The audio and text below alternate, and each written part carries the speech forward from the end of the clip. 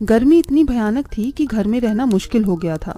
गायत्री की बहू तमन्ना प्रेग्नेंट थी और रसोई में खाना बनाते बनाते उसकी हालत खराब हो। माँ जी, आज तो गर्मी बर्दाश्त के बाहर है। चूल्हे की आंच में मेरे से और रोटियां नहीं सेकी जाएंगी। मैंने तो पहले ही मना किया था बहू, तू मानती कहाँ है।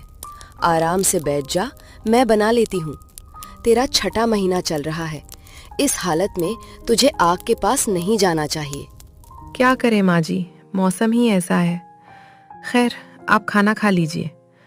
हमारा पंखा भी तो बस नाम के लिए घूम रहा है, हवा तो जरा भी नहीं लग रही।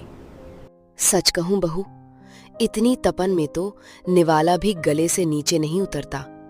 हे राम, हमारी ये गरीबी कब दूर होगी।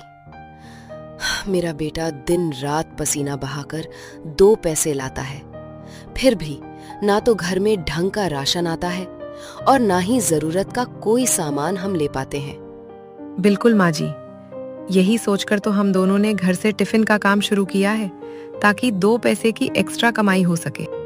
दोनों सास बहू बैठकर खाना खा ही रही थी, तभी तमन्ना की बेटी रूही आ जाती है। आ गई मेरी बच्ची, शुक्र है। अगर तेरी माँ तुझे इस करकराती धूप में बाहर ढूंढने जाती तो उसकी क्या हालत होती। तू इतनी गर्मी में बाहर क्यों जाती है? लू लग गई तो? मुझे माफ कर दो दादी। मम्मी, मुझे बहुत जोर से भूख लगी है, जल्दी से खाना दो ना। हाँ मेरी गुड़िया, अभी देती हूँ। तमन्ना रूही को अपने हाथ से खाना खिलाती है। बस मम्मी, मेरा पेट भर गया, मैं जा रही हूँ बाहर। मेरी सहेली तिशा मेरा इंतजार कर रही है। अरे रुक तो जा बेटा, अभी तो मना किया था बाहर जाने को। लो, वो तो उड़ भी गई। बच्चे कहाँ सुनते हैं आजकल। इस झुलसाती धूप में भी बस खेलना सूझता है इन्हें। छोड़ उसे, तू अपनी रोटी खत्म कर। तुझे घबराहट हो रही थी ना? मैं रसोई से तेरे लिए ठंडा ठंडा आम पन्ना बनाकर लाती हूँ। ठीक है माँ जी। गायत्री जैसे ही उसके लिए आम पन्ना बनाने जाती है, तभी एकदम से धड़ाम की आवाज आती है। तमन्ना, मेरी बच्ची, आंखें खोल। हे ईश्वर, ये क्या हो गया? इस भयंकर गर्मी ने मेरी बहू की जान निकाल दी। मुझे तुरंत इसे डॉक्टर के पास ले जाना होगा। गायत्री फौरन अपनी बहू को डॉक्टर के पास ले जाती है। चिंता की कोई बात नहीं है माताजी, बच्चा और बहू दोनों सुरक्षित हैं। बस भयंकर गर्मी और उमस के कारण इन्हें डिहाइड्रेशन हो गया है। इन्हें ठंडे माहौल में रखिए, हो सके तो एसी वाले कमरे में सुलाइए। दोबारा गर्मी लगी तो खतरा हो सकता है। जी डॉक्टर साहब, मैं आगे से इसका पूरा ध्यान रखूंगी। चल बहू, धीरे धीरे उठ। गायत्री अपनी बहू को घर ले आती है और उसे बिठाकर डांटती है। तू मेरी एक बात नहीं मानती तमन्ना। मैंने 100 बार कहा था कि रसोई में मत घुस। तू पेट से है, तेरा शरीर इतनी गर्मी नहीं झेल सकता। आज से तेरा रसोई में जाना बंद। जो भी टिफिन के ऑर्डर आएंगे उनका खाना मैं अकेले बनाऊंगी और खुद पैक करूंगी। लेकिन माँ जी, आप अकेले कैसे? चुप कर, अब मैं तेरी एक नहीं सुनूंगी।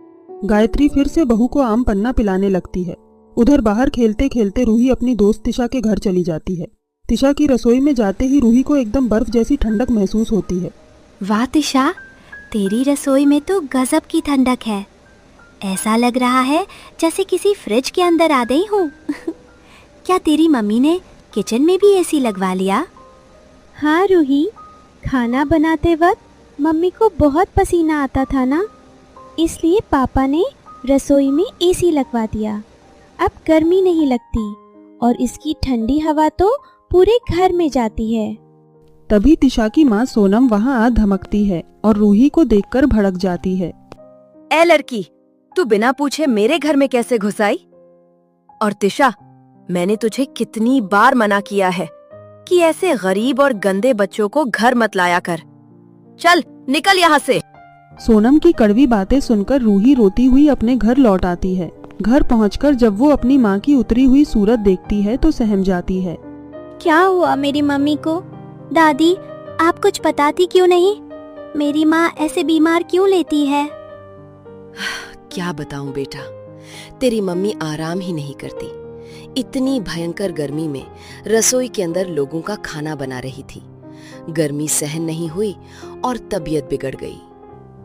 माँ, दादी, आप लोग भी अपनी रसोई में एक एसी क्यों नहीं लगवा लेते?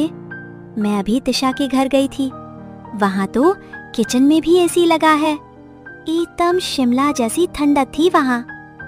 आप भी लगवा लो ना प्लीज। जब आप काम करते हो तो पूरे पसीने से भीग जाते हो। प्लीज मम्मी, एक एसी लगवा लो। उसी वक्त रूही के पिता रवि काम से वापस आते हैं और बेटी की बातें सुन लेते हैं। रूही अब उनसे भी जिद करने लगती है। पापा, पापा आ गए। पापा प्लीज हमारी रसोई के लिए एक एसी ला दो ना। देखो मम्मी की गर्मी से क्या हालत हो गई है। पापा प्लीज। शांत हो जा बेटा। मैं दिन भर की धूप से थका हारा आया हूं और तूने आते ही अपनी फरमाइशें शुरू कर दी। बड़ों को बैठने तो दे। और तुझे पता भी है एसी कितने महंगे आते हैं। हमारे पास इतने पैसे कहाँ हैं? जा जाकर चुपचाप खाना खा। सही कह रहा है तेरा बाप। वो अमीरों के चोचले हैं बिटिया। हमारी हैसियत एसी खरीदने की नहीं है। मुझे कुछ नहीं सुनना। अगर आप मम्मी के लिए एसी नहीं लाओगे तो मैं आज से खाना पीना सब छोड़ दूंगी। इतना कहकर रूही रूठकर बिस्तर के नीचे छुपकर बैठ जाती है।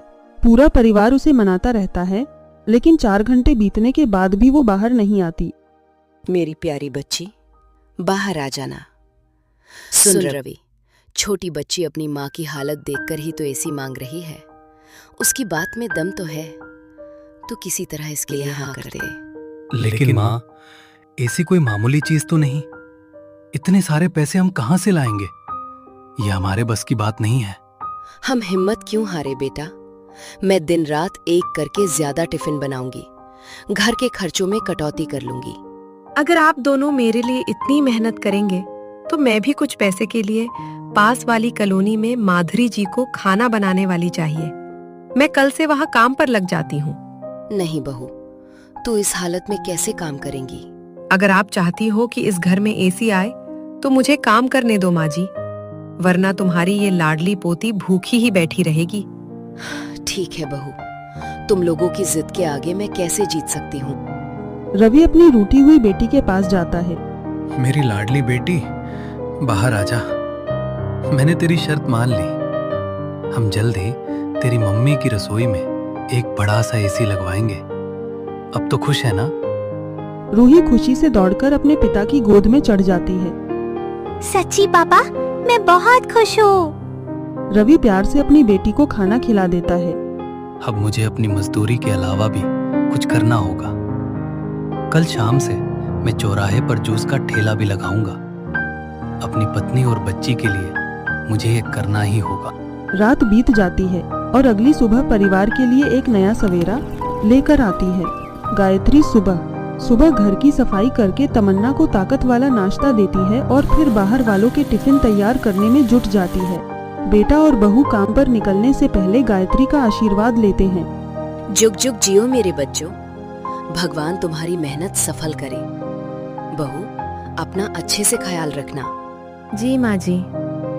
तमन्ना अब माधुरी मालकिन के यहाँ काम करने चली जाती है, जहाँ किस्मत से रसोई में एसी लगा था और उसे खाना बनाने में बिल्कुल परेशानी नहीं होती थी। दूसरी तरफ रवि दिन की चिलचिलाती धूप में ईंटें ढोने की मजदूरी करता है और शाम होते ही एक ठेला लेकर आम का ठंडा जूस बेचने लगता है। आइए भाई साहब, आम का जूस, आम का जूस, सिर्फ 10 रुपए में 1 गिलास।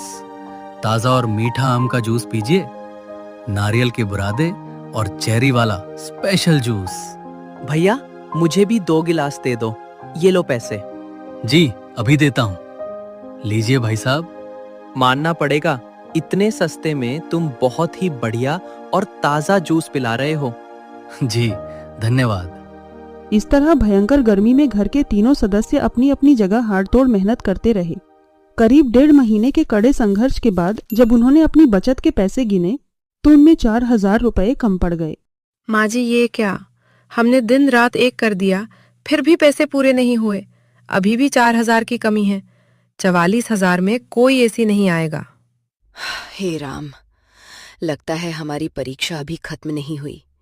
हमें कुछ दिन और मेहनत करनी होगी। हिम्मत मत हारिए माँ, कोई बात नहीं। कुछ दिन और सही, पर हम एसी लेकर ही मानेंगे। अगले दिन सभी फिर से अपने काम पर पूरे लगन से निकल जाते हैं। तमन्ना माधुरी मालकिन के घर खाना बना रही थी। तभी किचन में माधुरी आती है और तमन्ना का उतरा हुआ चेहरा देखकर पूछती है, अरे तमन्ना, तुम किस बात को लेकर परेशान हो? क्या हुआ? देखो, तुम्हारा 8वां महीना लगने वाला है। अगर काम नहीं हो रहा तो बता दो। अरे नहीं मालकिन, ऐसी कोई बात नहीं है। मेरी बच्ची घर में एसी लाने की बहुत जिद कर रही थी। कल एसी लाने के लिए पैसे की गिनती की तो उसमें 4000 कम थे। बस उसी के बारे में सोच रही थी। अरे बस इतनी सी बात, मुझसे कह देती। मेरे पति की इलेक्ट्रॉनिक शॉप है, मैं तुम्हें उनसे एसी दिलवा दूंगी। तुम इतना बढ़िया खाना बनाती हो, 4000 तो माफ कर ही सकते हैं।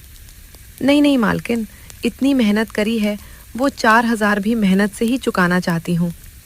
अरे बाबा ठीक है, तुम यहाँ पर जो काम करोगी तुम्हारी पगार से मैं पैसे काट लूंगी अगले महीने। फिलहाल तुम एसी खरीद के घर पर ले जाओ। सच में मालकिन, आप बहुत अच्छी हैं। अच्छी तो तुम भी हो। इतनी गर्मी में भी प्रेगनेंसी के समय सिर्फ तुम नहीं, तुम्हारा पूरा परिवार मेहनत कर रहा है, वो भी अपने बच्चों के लिए। कहाँ मिलता है आजकल ये सब देखने को। जी मालकिन, ये तो है। अब तुम घर जाकर आराम करो।